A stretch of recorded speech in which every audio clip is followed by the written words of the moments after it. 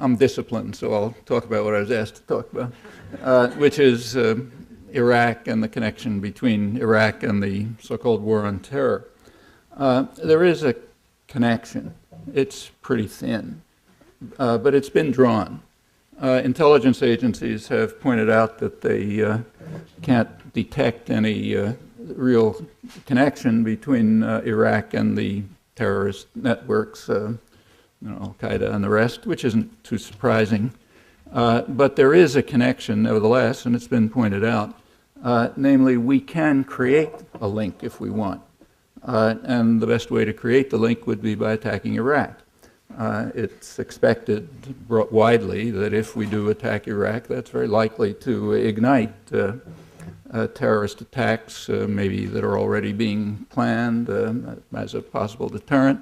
And it's very likely to spawn a new generation of terrorists who will be seeking revenge and also deterrence. And the deterrence is not a slight matter. Those of you who've been following the international relations literature, I'm going to be very establishment in this talk. I'm only going to quote people right in the mainstream. People who've been following it know that leading scholars, respected figures in international relations, have been pointing out for some time, in fact, well before Bush, that U.S. adventurism is stimulating a proliferation of weapons of mass destruction as a deterrent. That's not just countries that are being specifically targeted for attack, but others who are concerned about deterring a state that seeks, I'm quoting now, unilateral world domination through absolute military superiority and is becoming a menace to itself and the world under a radical nationalist leadership. I've been quoting Kenneth Waltz, a well-known figure in international relations, and Anatol Yevin, who's the senior associate of the Carnegie Endowment for International Peace. In fact, even real hardliners are expressing pretty serious concerns. So one of the leading military and strategic analysts who's concerned primarily with the Middle East, Anthony Cordesman, who's about as hard line as you can get within anything that might be called the spectrum of sanity. He's been he warned recently against what he called the neoconservative fantasies of the sillier armchair strategists and their plans for reconstructing the Middle East and maybe the world. He was referring to Richard Pearl and Douglas Feith, but that also includes Wolfowitz, Rumsfeld, others, who all happen to be very close to the extreme right wing in Israel. So you're getting quite a lot of clear and good reporting from the mainstream Israeli press about them. As maybe you know, Richard Pearl, who's very close to the center of planning now, and Douglas Feith were writing position papers for Benjamin Netanyahu, Israel's new foreign minister, who's well to the right of Ariel Sharon, so they were doing that in the 1990s, and that's their connections and contacts. And it's not understandable that even a hardline military analyst like Cordesman is worried about their sillier proposals, which are in fact being thought about and may be implemented. Why? That's about the only connection I know of between Iraq and terrorism at the moment. We can stimulate terrorism if we really intend to. So why Iraq? I mean, obviously not in order to stimulate terrorism. Well, before going into that, begin with a kind of a truism, which should be unnecessary to mention. In the case of either the threat of or a resort to violence, the burden of proof is always on those who advocate it. So that's true whether it's domestic abuse or international affairs. And it's a heavy burden. Maybe there's an argument for it, but it's those who advocate force and violence who have to bear the burden, and it's a heavy one. You never need any arguments against the use of violence. That's automatic. You need an argument for it. It has to be a very strong one. That should be obvious, and I'll just put it in back. So why do they want to do it? Well, just to simplify, since time's brief, I'll pick two views that are expressed pretty prominently in the mainstream, and I'll quote mainstream analysts. So here's the first interpretation. I'll start with Yusuf Ibrahim in the International Herald Tribune a couple of days ago. He's a senior fellow of the Council on Foreign Relations and was a senior Middle East correspondent for the New York Times and the Wall Street Journal for about 30 years, so very recently moved to the CFR recently. His interpretation is that the goals of the Bush administration are basically two. One, gaining short-term political advantage, and two, I'm quoting him now, turning Iraq into a private American oil pumping station. Well, there's a counter-argument to that, against that in the New York Times yesterday, maybe a response to it, I don't know, by Serge Schmemann, who argues that kind of disparages the oil relationship on the grounds that there's not going to be an instant bonanza for Iraqi oil. It's true, but it's not a very persuasive argument. I mean, by the same argument, you can prove that nobody was interested in Iraqi oil 80 years ago, or Texas oil, or Saudi Arabian oil, or Venezuelan oil, or certainly not Alaskan or North Sea oil. I mean, really expensive to get at. So by that argument, yeah, it's true, you're not going to get billions of dollars tomorrow, and it'll take development funds. But the argument is very weak. In fact, much weaker in the case of Iraqi oil, which is vast and relatively easily accessible, than it was in numerous other cases. So I think we can dismiss the counter-argument. Which was, I think, a front-page story in the Times Week in Review yesterday. Well, that's Yusuf Ibrahim. Yevon, who I quoted before, has a more detailed analysis along the same lines. He suggests that the Bush administration, the political aspect, is following, I'm quoting him, the classic modern strategy of an endangered right-wing oligarchy, which is to divert mass discontent into nationalism, inspired by fear of enemies about to destroy us. And he speaks for many people in the world when he regards that as the U.S. government's policies now as a menace to itself, meaning the country, and to the world.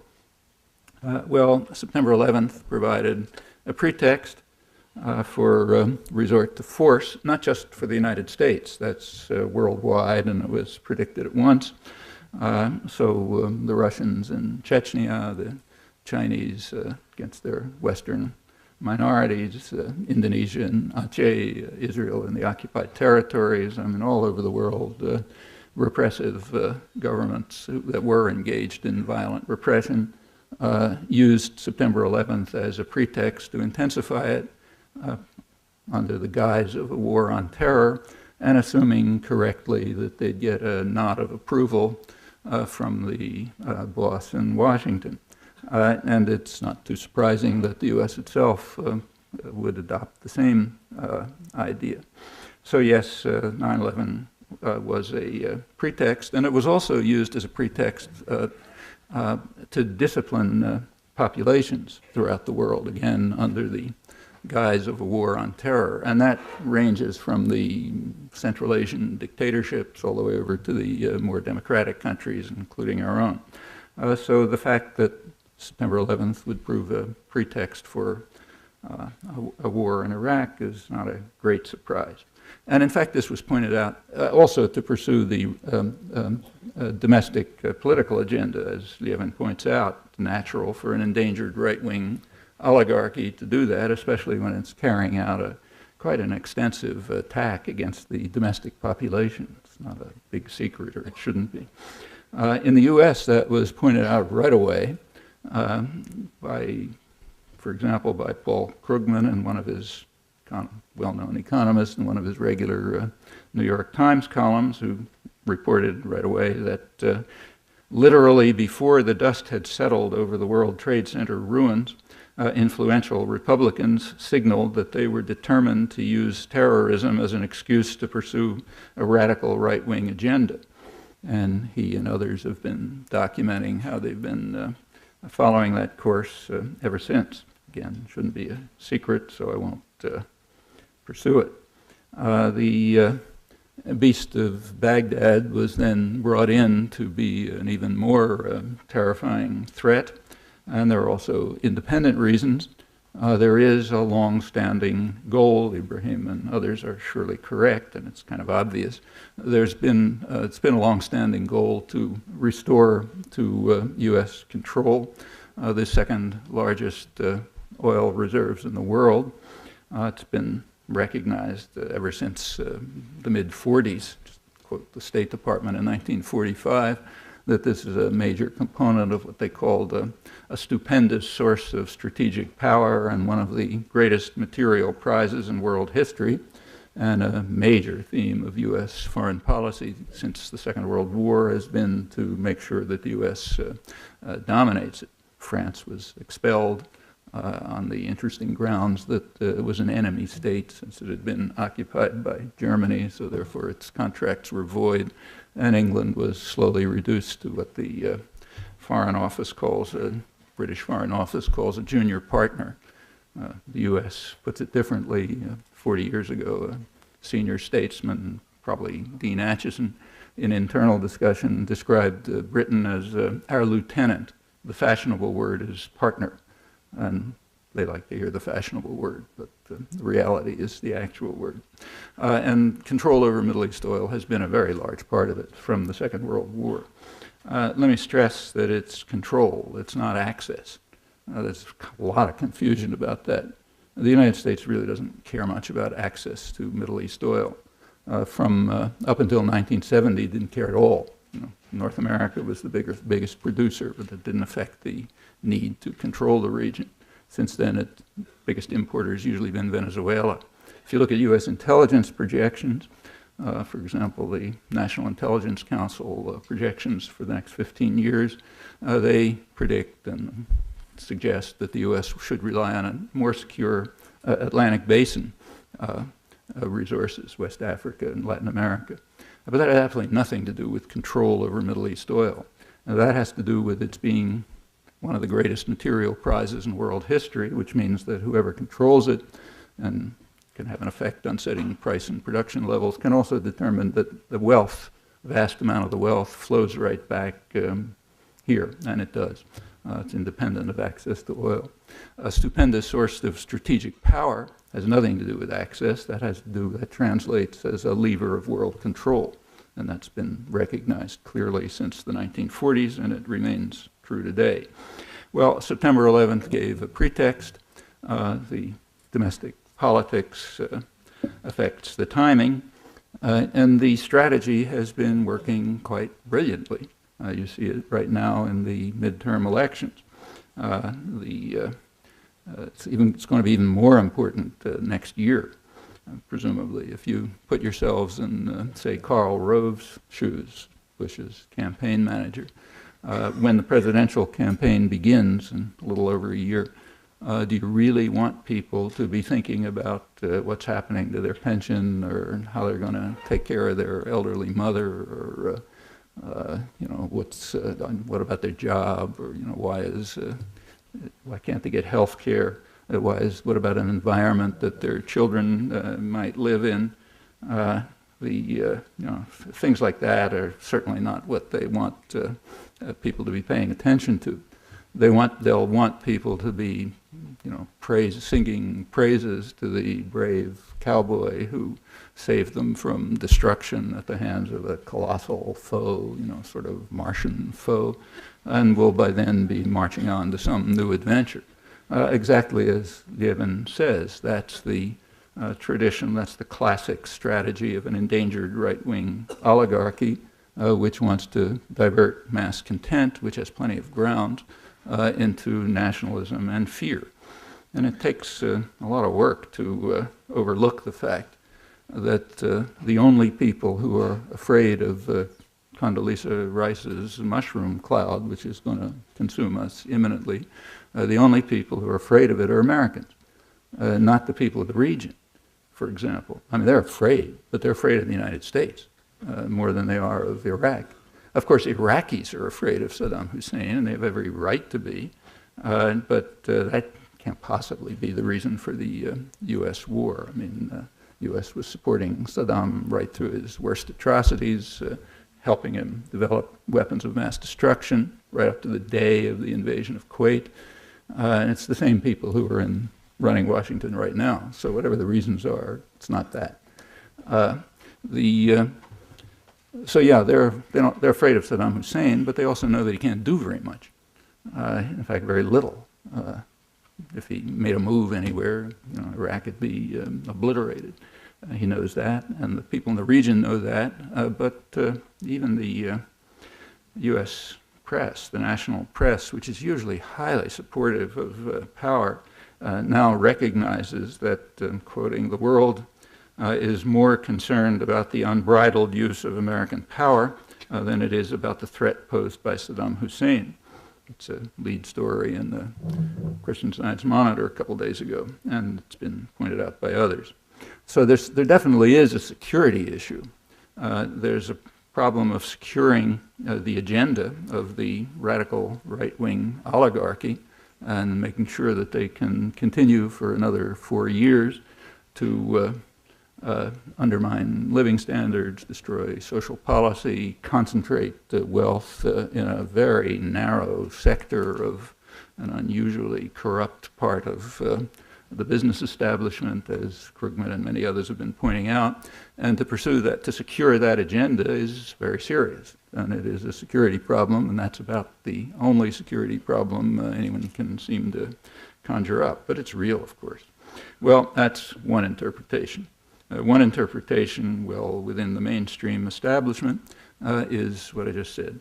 There's a long-term goal of regaining control over the second largest resources in the Middle East and ensuring domination of one of the greatest material prizes in world history and a stupendous source of strategic power. September 11th gave a pretext, as it gave a pretext around the world, for intensification of violence and disciplining of populations. And domestic considerations and that very important security problem, they probably account for the timing. So it has to be this winter, not next winter. That'll be too late. By then we'll have been consumed by the mushroom cloud, which will avoid everyone else but hit us. And of course, it's just kind of like an accident that'll be right in the middle of the presidential campaign, just as it's an accident that the people of the region are afraid, but mostly of us, and joining much of the world in that. Well, that's one interpretation. Incidentally, all of this is not only the classic strategy of an endangered right-wing oligarchy under a radical nationalist leadership, as Levin points out, but it's also second nature to the people in Washington. Remember that the people running the show are recycled Reaganites, right? Almost entirely. They come out of the Reagan administration when they were doing precisely the same thing. I mean, the first thing, when they came into office, when the Reagan administration came into office in 1981, first thing it did was declare a war on terror with pretty much the same rhetoric as today. At that time, Americans had to be terrified by Libyan hitmen who were wandering the streets of Washington, planning to kill our leader, another brave cowboy, who was hiding in the White House surrounded by tanks. I mean, if you're old enough, you'll remember that, or your parents will. That was 20 years ago. And they had to be worried about the Sandinistas, who were only 2 days marching time from Texas, the brave cowboy told us, and they were following a script, the script of Mein Kampf, in their plan to conquer the hemisphere, if not beyond. That was George Shultz, the administration moderate, the Colin Powell of the day. And there was a national emergency called, renewed every year because of the threat to the U.S. Security and survival posed by people like that, for example, by Gaddafi, who was planning to expel America from the world, according to Reagan, or at least his speechwriters. And people were afraid. I mean, this is traditionally a very frightened society. You can ask about the reasons, but it's well known. Americans happen to be more frightened of almost anything than most other people. all kind of historical reasons, but it's clearly true. That can be crime, aliens, drugs, you name it. There's a lot of fear. It's not hard to stir up fear among the population, and it was going on right through the 80s. So all of this is absolutely second nature to the guys making policy today, and it wouldn't be too surprising if that's what they're planning. Well, my time's just about running out, which is fine, because there is another view, which I can fortunately skip since there's no time, and that's what you hear every time George Bush or Tony Blair or someone who supports them reads from their note cards or maybe makes it up themselves. We can, and you're familiar with that, so I don't have to repeat it. Understand with this, we could run through the arguments, I don't know if it's necessary, but more interesting in a way is just to accept all the claims as true. So let's say everything they say is true, okay? If you can, then you can run a little experiment. It's pretty easy to show that if the claims are true, there are very simple ways to meet the announced goals. I'm not just talking about sending back inspectors. There are other ways if you decide that a war is necessary. Measures that really haven't been considered. Kind of instructive to ask why, but I'll stop there since time's running out.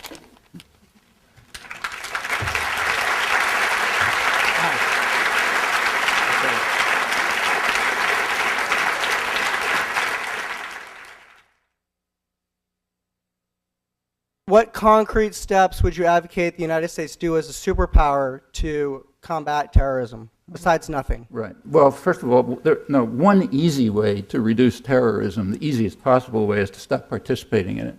That already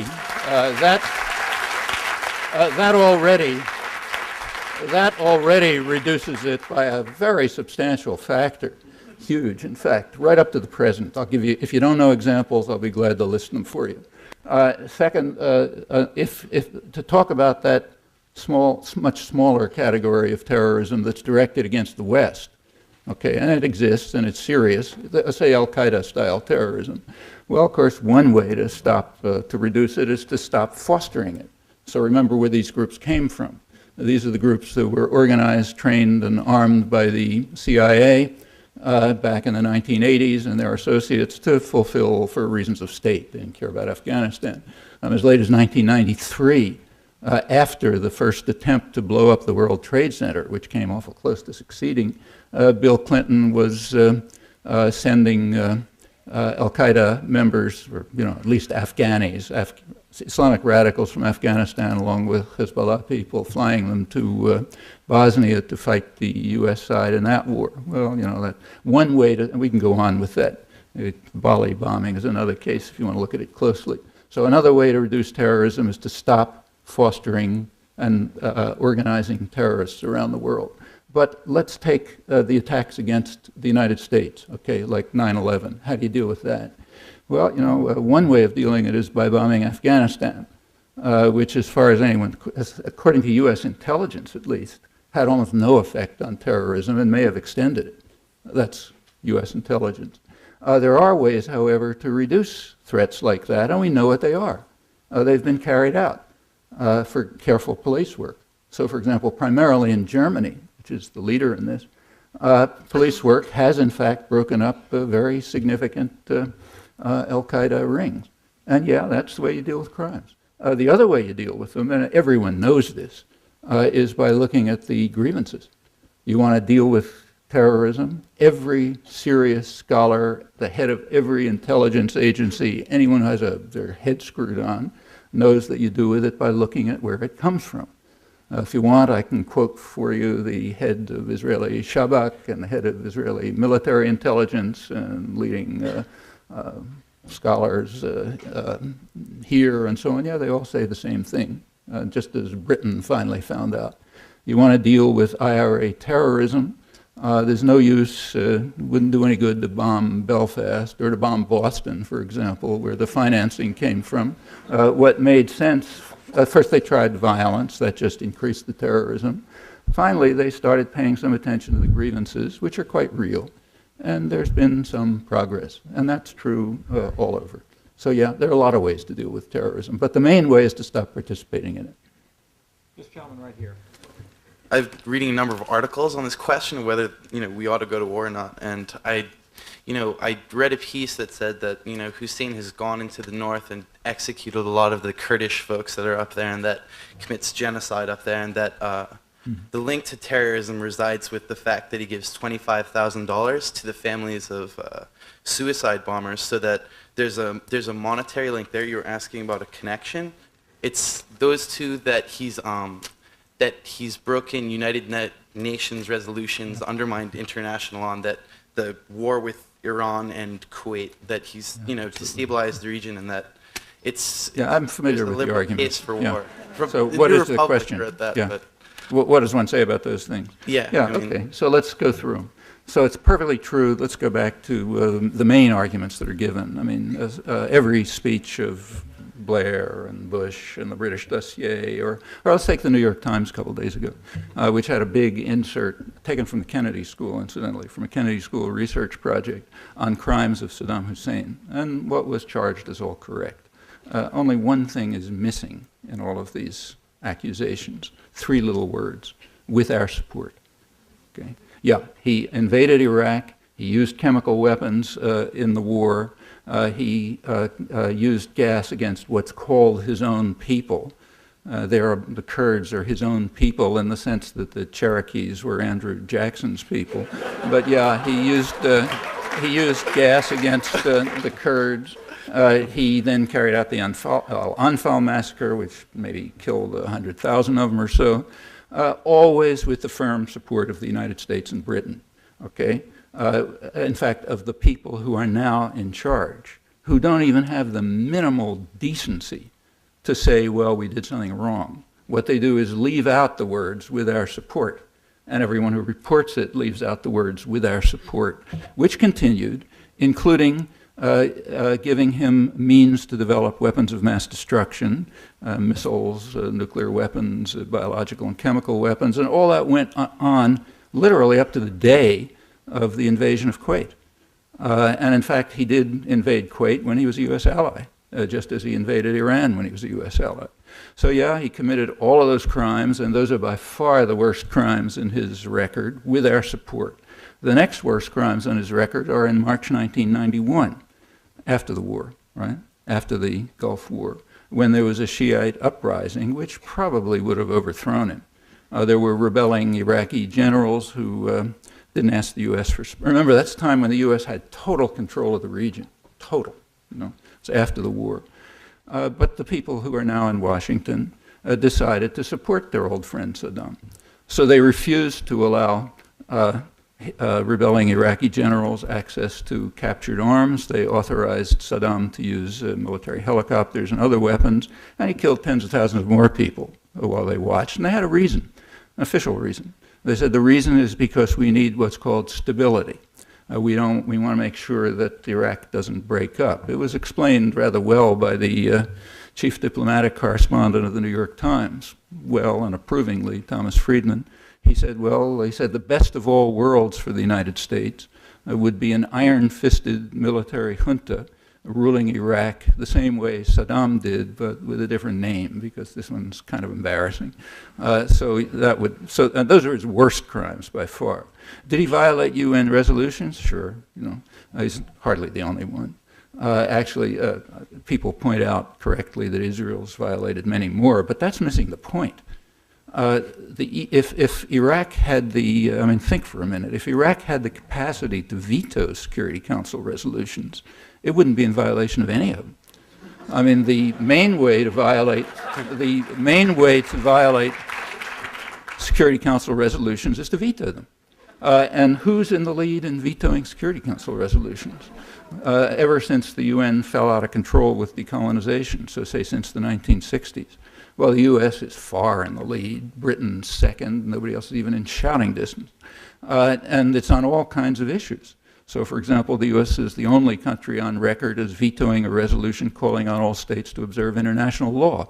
Okay, that was after the U.S. had rejected the World Court ruling ordering it to stop its terrorist attacks against Nicaragua. So yeah, there are plenty of countries that are in violation of Security Council resolutions. That's true. Does it have anything to do with attack on Iraq? No, nothing. Let me just add one word, because I forgot to talk about the alleged $25,000 to suicide bombers. That may or may not be true. I've never seen a source for it, but let's say it's true. Before there were any suicide bombers, was also reported by the same sources that Saddam Hussein was giving $10,000 to the families of anyone who was killed by Israeli atrocities. And there were plenty of them. Well, should he have been doing that? So let's take, say, the first month of the current intifada. I'm just relying now on IDF sources, Israeli army sources. What they say is that in the first few days of the intifada, the Israeli army fired 1 million bullets. Okay? One of the high military officers said that means 1 bullet for every child. Within the first month of the intifada, they killed about 70 people, okay, using U.S. helicopters. And in fact, Clinton shipped new helicopters to Israel as soon as they started using them against civilians. That's just the first month. And at that point, and it goes on, no suicide bombers. At the time, it was reported that Saddam Hussein was giving $10,000 to every family. Well, is that supporting terror? I mean, it seems to me sending helicopters to Israel when they're using them to attack apartment complexes, that's supporting terror. The question I have is, I'd like to know what your thoughts are on the long-term consequences for Arab cohesion and identity in the aftermath. Sorry, I didn't catch it. The long-term consequences? Of Arab cohesion. Arab cohesion. And identity in the aftermath of a war or further an occupation, a long-term occupation of Iraq. As an Arab, this concerns me because I'd like to know what consideration is being given, if any, to preserving the identity and strengthening the nationalism in a post-war region. You're speaking of Iraq specifically, or the Arab world? Start with the people that are going to get occupied. Well, it's anybody's guess. I mean, once you start a war, you don't know what's going to happen. I mean, there's plenty of historical evidence on that. The CIA doesn't know, Rumsfeld doesn't know, I don't know, nobody knows. You unleash a major war, all kinds of things can happen. If we look at the historical record for a guide, we know what the U.S. record has been, not only in the Middle East, but right close to home, Latin America. We've got, as I quoted the Kennedy administration declassified record, we've got a policy of 150 years. And we can look at what that's done. So we can take a look, say, at the country that has had the most, has been the beneficiary, let's say, of the most U.S. intervention in the 20th century, ever since Woodrow Wilson invaded, namely Haiti, which is the poorest country in the hemisphere. And that goes, the intervention goes right through the 90s, supporting terror. In fact, a leading terrorist is now hiding out in Queens, and the U.S. won't extradite him, Emmanuel Constant, head of the group that killed maybe 4,000 people in the early 90s, and everyone knows why they won't extradite him. He's going to spill the beans on U.S. involvement with the terrorist forces. So that's Haiti, the most intervention. The second most intervention in the 20th century has been Nicaragua, which is now the second poorest country in the hemisphere. Vying with it in second place is Guatemala, which is also vying in second place for most intervention, and we can run through the record. In the Middle East, we have a long record. So in fact, again, the declassified record is extremely illuminating. And it, again, takes some discipline not to look at it. So George Bush, you remember his plaintive question, why do they hate us, because we're so good, and so on and so forth. He wasn't the first president to ask that question. That was raised by President Eisenhower in 1958 in internal discussion, where he discussed with his staff what he called the campaign of hatred against us by the people in the Arab world. And the National Security Council gave an analysis of it, gave a reasonable answer. They said it's based on the recognition. I'm mixing up a couple of things from 1958. They're not day after day. In 1958, the National Security Council pointed out, discussed what they called the recognition in the Arab world that the United States supports harsh and oppressive regimes and blocks democracy and development because of our interest in controlling Near East oil. And they recommended more of the same. And it continues right up to the present. We don't have a declassified record from last year, but we have a public record. So after September 11th, some of the better journals, like the Wall Street Journal, to their credit, did try to do some studies of opinions of the parts of the Arab world that they care about, the rich people. So they had a study of what they called moneyed Muslims, meaning bankers and lawyers and managers of multinationals and so on, all people who are right involved in the whole American system, no objections to US-style globalization or anything else. And they gave the same answers as in 1958. They said, yeah, we admire the United States, we like its values, we love its freedom, but we wish you wouldn't deprive us of them. What we oppose is the US policies of supporting oppressive and brutal governments and blocking democracy and development. I mean, that's now exacerbated by particular policies that didn't exist in the 1950s, but those are constant strains. And you hear it right now in Pakistan, Egypt, anywhere you look, same complaints. So is that a basis for thinking that democracy is going to be established? Well, again, you can believe in religious conversion and have blind faith in your leaders, but other than that, I don't see any basis. That's this gentleman right here. You made an interesting point in your talk, which is that the real reason we're going into Iraq, or the administration wants to go to Iraq, is to get the oil. That's this biggest material prize that exists in the world. And I tend to agree with you. I think that one of the biggest material prizes. One of the biggest. In world history, yeah. That's the State Department, incidentally. That's not me. Yeah. So if you accept that to be true, which I do, isn't there a certain calculus that someone who's sitting in the shoes of a Condoleezza Rice could make, that they're responsible for the best outcome for American citizens, and there's an upside of going into Iraq, which is we get this greatest material possession, one of the greatest material possessions in the world history, and there are downsides, which are we upset the international community, and maybe there's more terrorism, and couldn't you envision a calculus where they say, sure, that's the reason, and it's a good reason, let's do it. What's the flaw in the calculus? Oh, I think that's exactly their calculus. But then we ought to just be honest and say, look, we're a bunch of Nazis.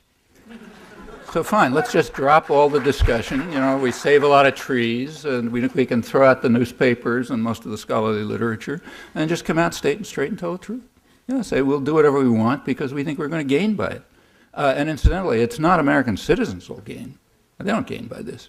It's narrow sectors of power, domestic power, that the administration is serving with quite unusual dedication. Yeah, they'll gain. So, Dick Cheney will gain, Halliburton will gain, so on and so forth. American high-tech industry will gain.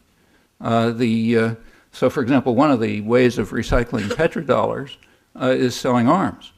Now, that's misleadingly called the military-industrial complex, but anybody who looks carefully, certainly anybody who works at MIT, where it pays our salaries, knows perfectly well that the military system is kind of a cover for high-tech industry. I mean, anyone who's using a computer or telecommunications or the internet or, gets benefits from automation or containerization or you just name it. I mean, a lot of it's coming out of the state sector of the economy, which is very dynamic and innovative. And it operates under the cover of military spending quite often. So there's kind of gains that sort of dribble down. But if that's what we're interested in, fine, let's just say it instead of all the lying. Could you please discuss the doctrine of Pax Americana as an organizing principle for U.S. foreign policy? Well, you're referring, for example, to the National Security Strategy report from a month ago.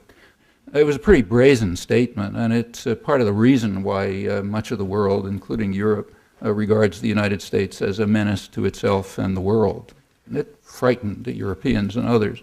On the other hand, if you think about it, Colin Powell pointed out in a press conference right afterwards that it wasn't all that new, and that even the preemptive strike doctrine, he said, was not all that new, and he was correct. It's an old principle, and the U.S. didn't invent it, of course. It's just the U.S. is by far the most powerful state, so when it proposes it, it means something. But you can trace it right back to the time when the U.S. became a major global power after the Second World War. Before that, it was also true, but in the region. That's called the Monroe Doctrine, in fact. It goes back to the, in fact, when Kennedy, John F. Kennedy, 40 years ago, ordered his staff to unleash the terrors of the earth against Cuba, escalating an already ongoing international terrorist campaign. The reason was that, you could read it in the declassified record now, the reason was that the very existence of the Castro regime was a successful defiance of the United States and of a policy of 150 years that the United States had been following. Namely, it was the existence of a regime which was not following U.S. orders. And they traced it back 150 years, so therefore we had to carry out a major terrorist campaign that goes right into the 1990s. So yeah, Colin Powell's correct. It's not new. And furthermore, it's even on the public record. You don't have to go to the declassified record.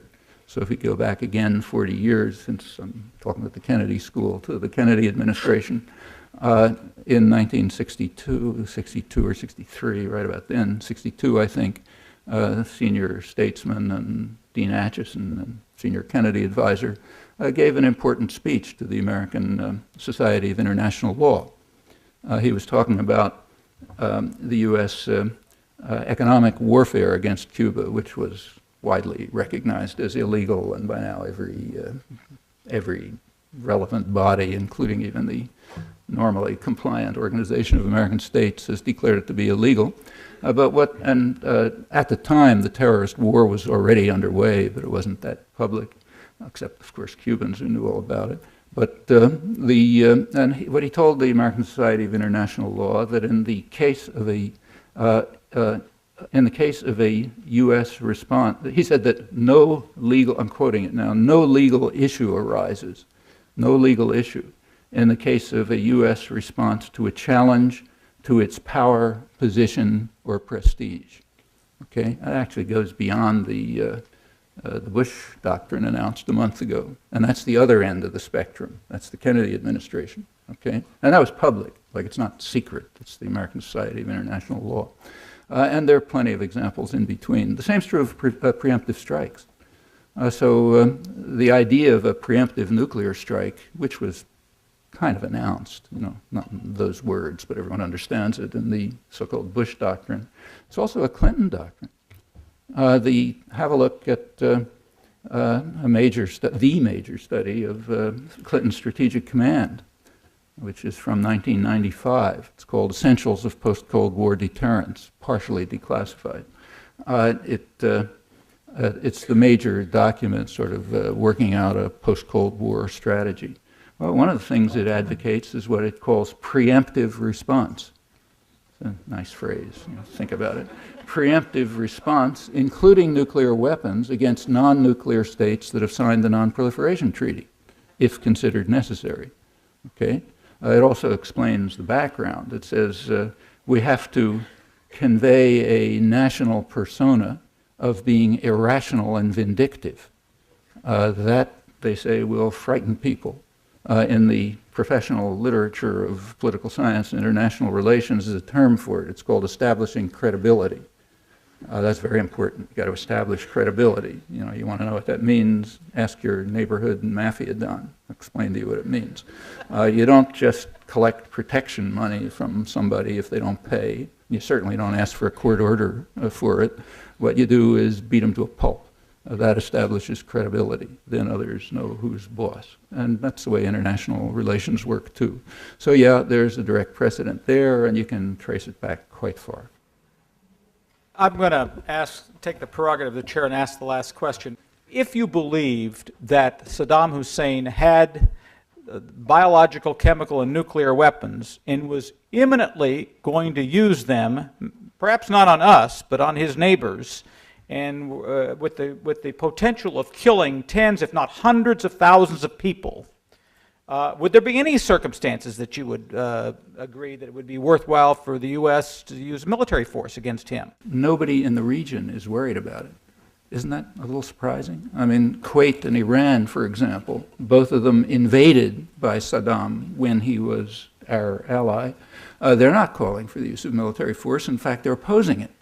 The only country in the region that's calling for military force is Israel, and they have their own reasons.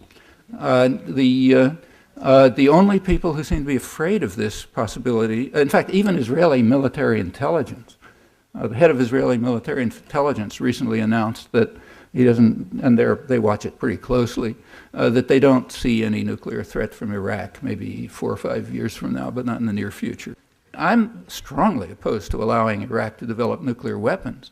That's why when George Bush and number one and his cohorts were providing assistance to Saddam in developing nuclear weapons, I was writing against it and opposing it. Give you the citations if you want. That's 1990, 1998, 1989, 1988. Yeah, I was strongly opposing the U.S. and British efforts at the time to provide Saddam with the means of developing weapons of mass destruction. It was horrifying. And I certainly wouldn't want it to happen now. And if we're interested in stopping it, yeah, everybody knows the way. You get inspectors back. It's certainly for nuclear weapons that's going to work, maybe not for everything else.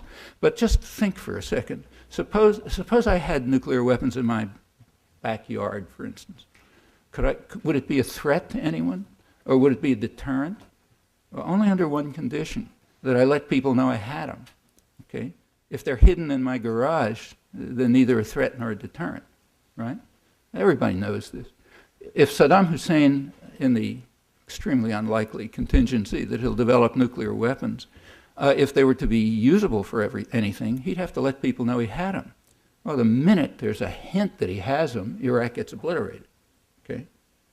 Suppose there was any move made towards using them. Well, you know, they get obliterated squared. You know. That's why the people in the region, apart from not believing it, aren't afraid of it, and why they're afraid of the United States. There are reasons for, there are plenty of things to be worried about. So, for example, loose nukes getting into the hands of terrorists, that's a problem. And it's not a new one. That predates September 11th. As I mentioned, you can read technical papers in the literature, for example, in the journal International Security, you know, 4 or 5 years ago, pointing out that, I'm sort of quoting, close to quoting now, that this is way before 9/11, that actually citing government studies, which show that, which conclude that a well-planned effort to smuggle weapons of mass destruction, meaning nuclear weapons, into the United States would have a 90% probability of success, far higher than any missile attack with or without national missile defense. That's like 4 or 5 years ago. If you want a guidebook for terrorists, one was published about 4 years ago by MIT Press called America's Achilles Heel by 3 well-known strategic analysts who pointed out all kinds of ways in which terrorists could, you know, people with my limited capacity could carry out major terrorist attacks in the United States. Those things are really problems, and they're not new. I mean, we've all known about them since 1993, at least. And remember, in 1993, the offshoots of the groups that were organized by the U.S. in Afghanistan in the 80s almost blew up the World Trade Center. Plus the FBI building, plus the UN buildings, plus the tunnels under the river. They had ambitious plans. According to the World Trade Center building engineers, if they had a little better planning, they would have killed tens of thousands of people. These are not new threats, you know. I mean, it's been known by everyone for years. You know, all I have to do is read the newspapers to know it. If you read the technical literature, it's been all over. Those are problems. And if we're serious about trying to prevent, say, nuclear explosions in New York, the way you do it is by going after the loose nuke problem. And we know where the problem lies. It lies in the former Soviet Union and in Pakistan and in other places where there's very weak supervision over nuclear weapons. Are we doing anything about it? No, virtually nothing. I mean, very limited funding to try to do something about it. The latest treaty, so-called, which isn't really a treaty, it's a memorandum of understanding between Russia and the United States on nuclear weapons, it does nothing. It doesn't even reduce the number of nuclear weapons below the level that was already planned, and it provides for no supervision. Same is true of biological weapons. So, for example, just October 23rd, like just a week ago, the First Committee of the United Nations, which is basically the General Assembly, passed 2 resolutions. One resolution calling for reaffirmation of the 1925 Geneva Convention opposing the use of, banning the use of chemical weapons, and the second was effectively reaffirmation of the Outer Space Treaty of 1967, which bans the placing weapons in outer space, which we'll sooner or later call nuclear weapons. Passed almost unanimously, 2 countries opposed, the United States and Israel. The U.S. Carried out its opposition the way it usually does in these committees, but disarmament committees, by abstaining. And a U.S. abstention, like a veto, is in fact a double veto. For one thing, it kills the proposal, and for another thing, it bans it from access to the public. So there wasn't a single mention of this in any newspaper in the United States. A friend did a database search, which is normal. That's the way it usually works, on the assumption, I guess, that it's not a good idea to let citizens know of what's being done to end biology's only experiment with higher intelligence. This goes on all the time. But those are real threats. I mean, if we oppose, just shortly before that, the U.S. opposed any steps, even 10 years in the future, to add some enforcement devices to the biological weapons treaty that the U.S. at the last minute refused to endorse. Yeah, those are real threats. You know, we want to do something about them. Yeah, put teeth in them. And carry out our responsibilities under the Non-Proliferation Treaty, which we signed. The Non-Proliferation Treaty commits those who have nuclear weapons to good faith efforts to get rid of them. Okay? Yeah, put teeth in that and stop stimulating the proliferation of nuclear weapons, as Kenneth Waltz pointed out, by countries who are going to feel they need them as a deterrent. Yeah, those are all concrete things that we can do to increase our own security. Thank you very much, Professor Chomsky.